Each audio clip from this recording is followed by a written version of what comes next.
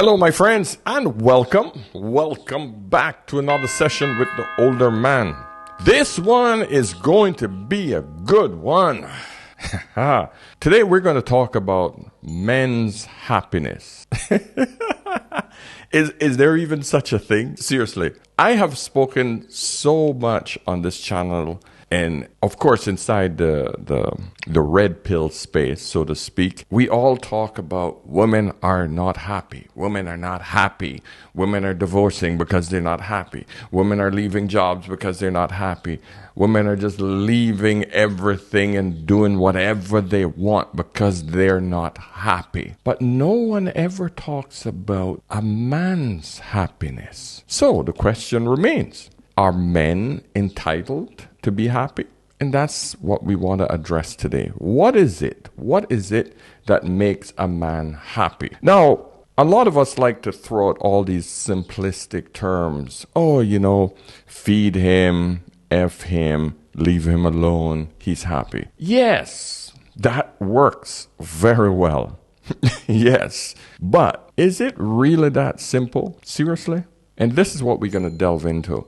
Listen, this one is going to be a little longer. I would love for you guys to give me a thumbs up on this message right now so that the algorithm can push this out to more people, especially men. Because, gentlemen, after this session, I don't ever want you guys to complain about how to achieve happiness, if there's such a thing for men. Because it goes a lot deeper than, those three things. Let's hear what Andrew Tate have to say about it. Because he did this little piece. He did this 1-minute clip. I found it interesting.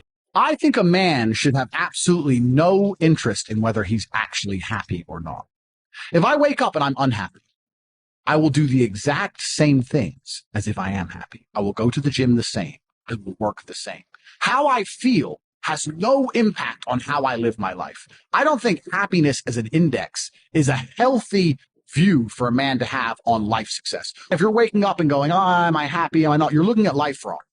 I think of a man, if you put happiness if you move it down the scale, right? And you start looking at, am I successful? Am I competent? Am I achieving things? Am I respected? If you start to look at these indicators of your life, you're going to end up being happier without actually analyzing if you're happy or not. And he has a good point, because men have to go out and fight the wars or build the world, regardless if he's feeling elated, tired, down, depressed. I'm going to just give all of these descriptive terms on it. Low, not really feeling it today. All those terms women put behind their level of happiness. Men can't do that. There's a war to be fought. There's a field to be plowed. My family have to eat. My wife is unhappy. I need to go out and help. I need to do something about that. So where is it that we then get our men? Where do we then get our part of life? What is it that brings salvation to us, where we feel that life is worth living? Because there's more men who self-delete than women, but there is an underlying reason for that. A lot of it is when the man feels hopeless. And we are living in the best times ever. And I'm not including the countries that are now fighting wars. I can't say the best time ever for the Ukraine, Israel, Palestine, certain areas of Africa, etc. They're not having the best time right now. I'm talking about the Western world where there's no wars. We're having the best time ever. Yet, more women are on antidepressants. More men are self-deleting than anything else. So I need to understand, what is it? I will tell you my opinion, and I will tell you guys how to solve it. But we need to first look at where and how other people define who we are as men, what we should examine as happiness as men. Mr. Jordan Peterson has a great piece right here. Let's have a listen. Judge the success of your marriage on your happiness. What do you have when it's nothing but suffering? What you want to have in your marriage is, first and foremost, like a scrupulous honesty. And I don't just mean that you tell each other the truth, because you can be brutal with the truth. I mean the kind of honesty that's devoted towards thriving in love. You want someone, I think, in a relationship that you can spar with. Yes, she's a very nice type. You got types? Only you, darling. And it's partly because you have hard problems to solve. And if the person that you're with isn't willing to put forward their opinion, then you only have half the cognitive power that you would otherwise have. Hopefully you find someone who's interestingly different from you, like not so different that you can't communicate, then your interest stays heightened, and there has to be that tension in a relationship. If you want to have a staring contest with me, you will lose. Here's the key to a good relationship. It's not the only one, but watch your person carefully. And whenever they do something that you would like them to do more of, tell them that was really good. And mean it. And it's not manipulative, because if it's manipulative, it won't work. It's like you have to say, wow, I'm so glad you did that. And you have to be precise. If you're dating, when you're establishing a relationship, well, you put some effort into it. You decide that you're going to go out for dinner, and you dress up to some degree, and, you try to present yourself to each other in some halfway mutually acceptable manner. And you hope that there's going to be a positive consequence of that you're going to find each other attractive. But then people somehow think that once they're married, that the same amount of effort isn't necessary, and that's wrong. One of the practices that my wife and I have that really helped us a tremendous amount is we had instituted a policy of regular dates. And that was at her impetus. I was resistant to the idea to begin with, but not for long. When you're exhausted with kids, when you've worked all day and you're kind of up to here and you're tired, it's easy to drop the intimate part of your marriage to number 11 on a list of 10 priorities. When you're an adult with adult responsibilities, you have to carve out the time and you have to make a willful effort. And that's way too important to have it depend on something like unpredictable and arbitrary whim.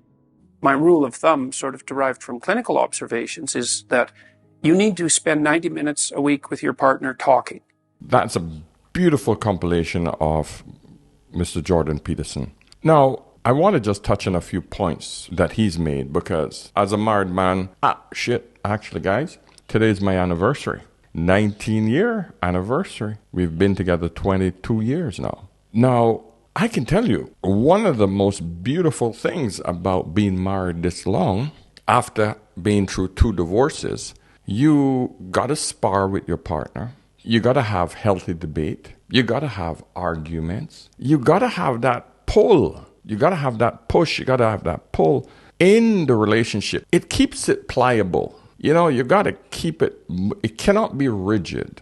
I had a conversation with a young lady last week, and she's complaining about one thing that her husband did that really upset her. And it was because of an external source. Another woman tried to infiltrate her marriage and tried to damage it. And this is a horrible thing that a lot of women do.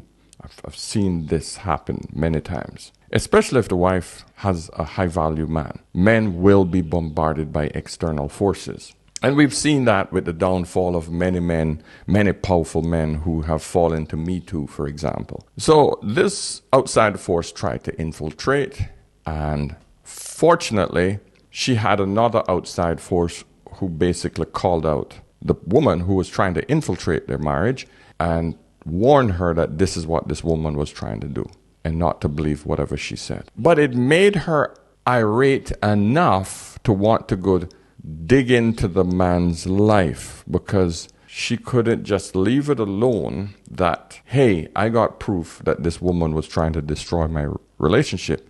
She had to dig further. And I always tell people, be careful what you're looking for. You might find it. Because a lot of relationships are like a woven piece of fabric. It looks beautiful.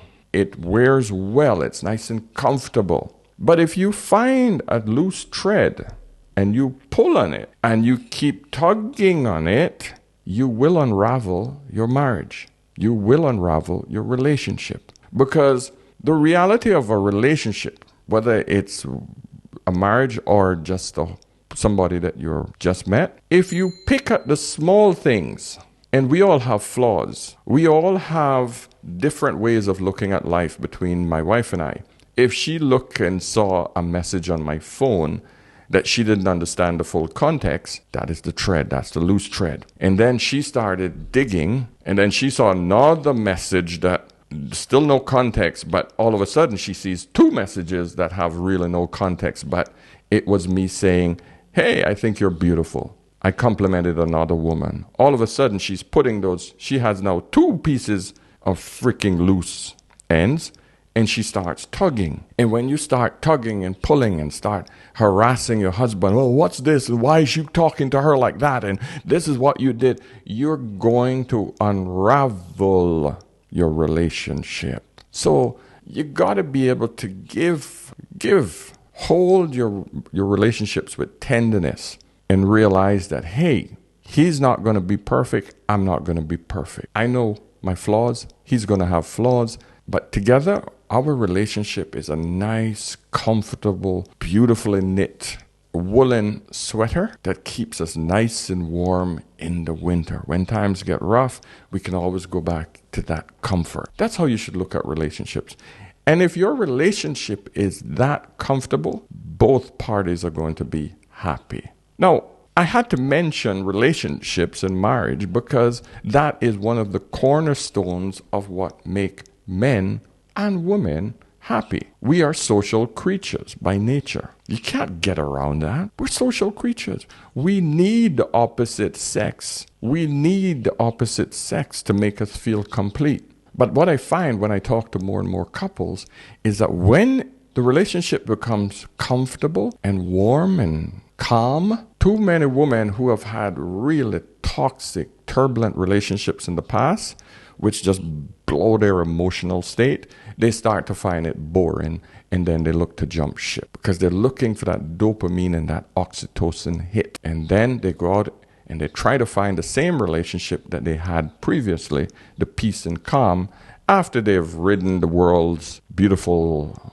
CC, carousel. Yeah, I said it. Then they realize, I want that peace again. So they will destroy their beautiful marriage just to get the excitement, but then to want to have peace again. Point is that ladies, you can't have it all at one time. For you gentlemen, finding that peaceful woman that just there, enjoying her life and enhancing yours, that is part of the process of being happy.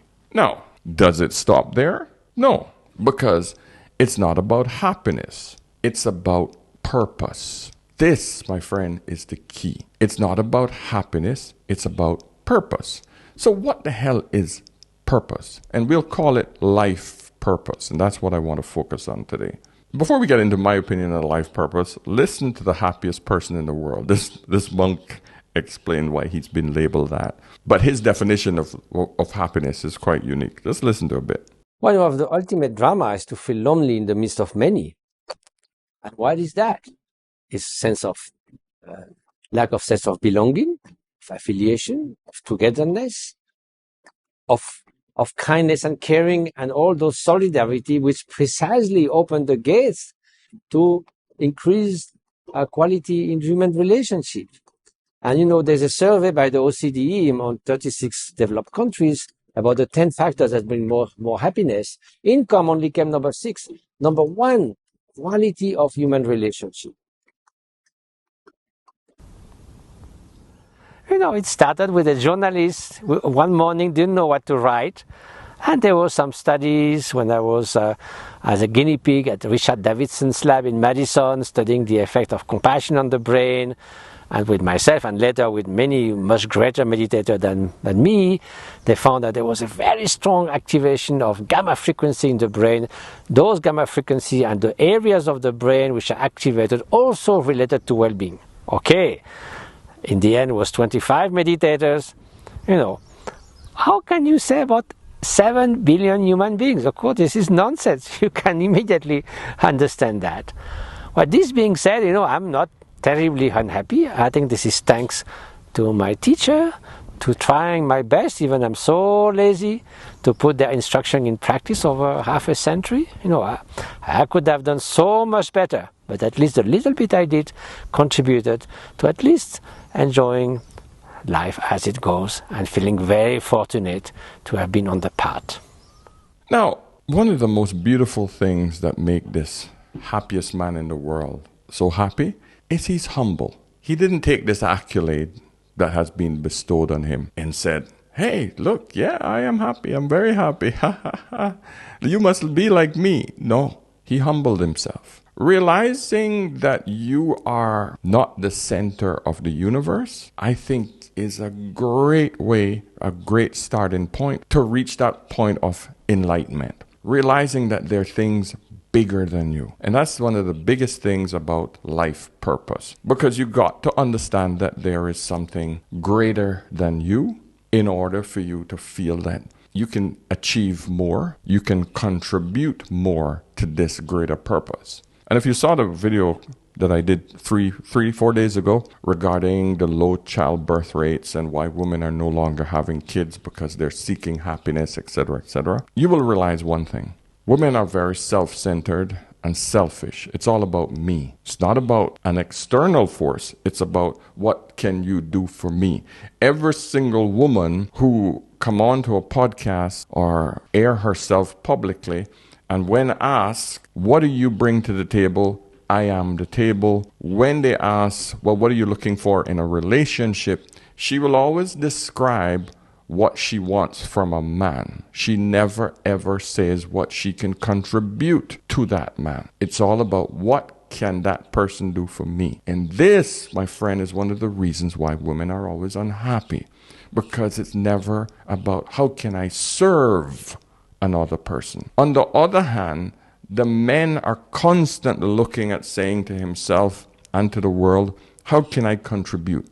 My respect from the others is based on how much I contribute to society, my usefulness to society, and in turn, I get respect. And when I am respected, I receive that feeling of being someone. And that, my friend, is one of men's biggest desires. That's what makes him happy. Serving, getting back respect, serving, being needed. Because you can only serve someone that needs you. Being needed and feeling needed, in return, people respect him for being of service. That in turn makes the man feel happy. Gentlemen, I am telling you, one of the primary ways for you to achieve any degree of happiness and earning respect is to serve. This exact thing that I'm doing right now, I love it. I'm serving you. I get a tremendous amount of good feelings from this because I feel like I'm contributing something to society.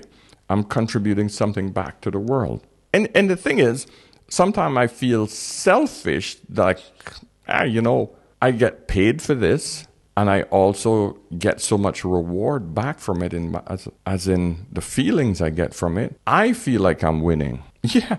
So let's look at this other video here. Do you want to know the secret to what makes every man happy, right? Look, here it is, right? This is the cheat code. A man wants to walk in the door after work and his children run up to him and they greet him. They give him a hug and his wife comes over, greets him, gives him a kiss. Dinner is on the stove. Everyone is happy and glad to see him. I mean, that's all. Honestly, look, wallahi, that's it. It really is that simple. If a man has that, he has almost everything he needs in the world. Obviously, you can't be like that every single day. Look, every family is different and everyone's circumstances are different. If you're doing shift work, you're not coming home for dinner, or both parents may have to work. You may not even have kids, right? But look, the purpose of what I'm saying is to convey to you how easy it is to make a man happy, how simple our desires are, how comparatively little we actually want, how love, affection and gratitude are things we need in our marriage. So if a husband seems bitter and angry, you might want to consider and ask yourself, have I given him any of those things? Yeah, it's that simple for men. But what is it? What is the underlying tone of that? The man knows that he has gone out and worked. And that hug from that child, that hug from that wife when he gets home, when he walks through that door, that is his reward for saying, thank you for serving me.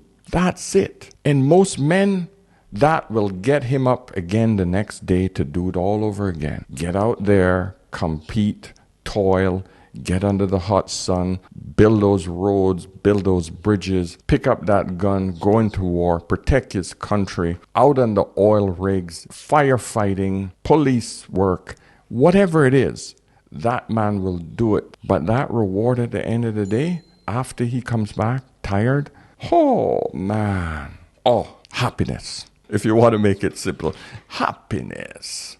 Because the next thing you have to understand, what is he doing? He's creating legacy. And that is the next purpose of men. Men have to create a legacy. And what does that mean? That's a big word. A legacy is what you're going to leave behind. So many species will sacrifice themselves just so that his offspring can survive. Listen, a woman will throw herself in front of a bus to protect her child. A man will throw himself in front of that bus to not only protect his wife, kids, he does it to protect his entire village. Women, they're not going to go out there and protect the village. They'll protect their child, but a man will do it for the entire village. That's why the majority of men are heroes, because those are the ones that sacrifice themselves so that they can keep a legacy. And a legacy is literally the extension of himself once he has gone. Once he's no longer functional, he knows that he has a child or he has built a business that is still serving other people. His legacy is the income and the assets that he's built. My father left me a home that I rent. His existence, his blood, sweat, and tears went into that home, and that home still pays me an income. So we have to understand that that's how men think. Men think beyond their death. All men are forward thinkers. We want to know that our life is respected after we're gone. That is the difference between males and females. Most women live for today. They want to be happy today. They want to work hard today. They want to buy all the good things that they can accumulate today. I have never heard a woman say, well, I want to build this house and I want to do it so that I can leave it for my kids. I've never heard a woman say that. Have you? Let me know.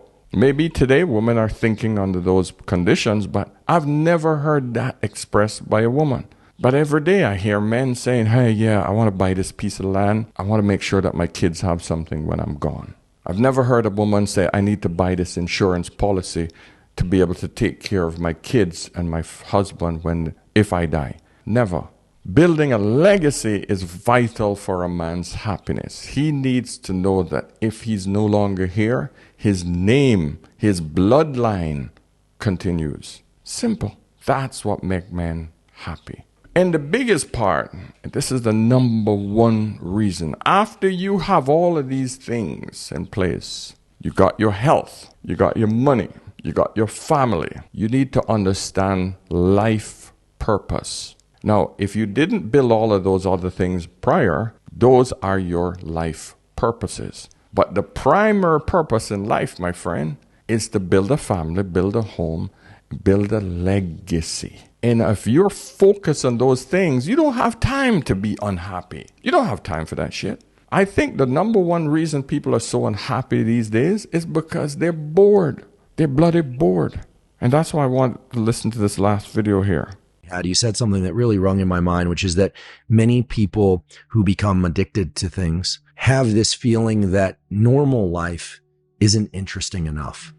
I think that life for humans has always been hard, but I think that now it's harder in unprecedented ways. And I think that the way that life is really hard now is that it actually is really boring. And the reason that it's boring is because all of our survival needs are met. I mean, we don't even have to leave our homes to meet every single physical need, as long as you're of a certain level of financial well-being. If you look at leisure time, for example, so people without a high school education have 42% more leisure time than people with a college degree. My point here is that life is hard now in this really weird way, in that we don't really have anything that we have to do. So we're all forced to make stuff up, whether it's being a scientist or being an Olympic athlete or, climbing Mount Everest. And people really vary in their need for friction. And some people need a lot more than others. And if they don't have it, they're really, really unhappy. And I do think that a lot of the people that I see with addiction and other forms of mental illness are people who need more friction. Like they're unhappy, not necessarily because there's something wrong with their brain, but because their brain is not suited to this world. Remember the first part of the video? I explained to you guys, women will pick that thread that's hanging on that comfortable sweater of life and marriage just because they're bored. They need friction. They need to unravel the sweater and then focus on building it back. That's the problem. They need to destroy their marriage and then run back and try to fix it or get a new one so that they could get back to that comfortable spot again. People really are so bored and so relaxed. They have everything today. Why is it back in the day when we were toiling on farms just to put a meal on the table? Back in the day when we had no machines, we had the scrubbing on the rocks by the river, and you got the rest of the community, the women with you, everybody washing clothes all together. You think women were depressed back then? You think there was unhappiness? When men had to go out together and hunt and watch each other's back, you think we got time to be depressed? No, we had to make sure that our basic needs were met. In other words, like she said, all of our basic needs are met. If you understand Maslow's hierarchy of needs, once you have food, shelter, safety, protection from the elements and animals, pretty much everything else is just meh. Let's listen to the rest of this. What's so pervasive in our narrative now is like, find your passion, and in a way that's good because it has people out in the world and seeking. But in a way, it can also be misleading in the sense that I think people aren't entirely aware that the world is a hard place and that life is hard and that like we're all kind of making it up. To me, one of the most significant findings in neuroscience in the last 75 years is that pleasure and pain are co-located, which means the same parts of the brain that process pleasure also process pain. And they work like a balance. So when we feel pleasure, our balance tips one way. When we feel pain, it tips in the opposite direction. And one of the overriding rules governing this balance is that it wants to stay level. So it doesn't want to remain tipped very long to pleasure or to pain. Yeah. Listen, guys, I don't want to drag this out too long, but I just want to summarize with this, gentlemen. Your happiness is rooted in finding your life purpose. It's not about the fluff. It's not about the fast cars and the fancy restaurants and the trips here and there. It's about being healthy first, having a family, having and creating a legacy, and then serving that family and your community so that you gain respect because you serve.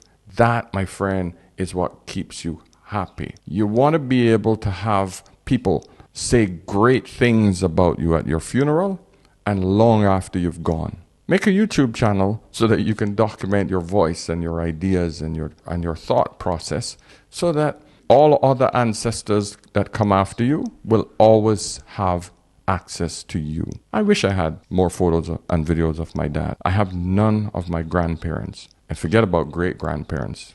They were so poor and they lived back in the day that cameras weren't around. But the point is, guys, is that these are the things that make men happy. So listen, give me a thumbs up on this video. Subscribe if you haven't already. If you have a question for me, a quick one, get me on Instagram, send me a voice message, and I will respond in kind. However, if you want to have a deep discussion, if you want mentoring, if you want some sort of coaching, I have very reasonable rates simply because I want to be able to touch as many average guys as possible. That's the goal. Nothing I do is going to be expensive. My membership site is going to be going live where I'll be able to talk to more people on Zoom and we can all get together as a community, which is vital. I think that's where I can make the biggest impact. I'll be bringing other professionals on in that membership group as well. So please join up. I haven't decided on a price yet, but like my chat, it will be very reasonable for everybody. Because the idea is to help as many men and women as possible. So guys, remember, whenever in doubt, always, always ask an older man. I'll see you in the next one. Cheers.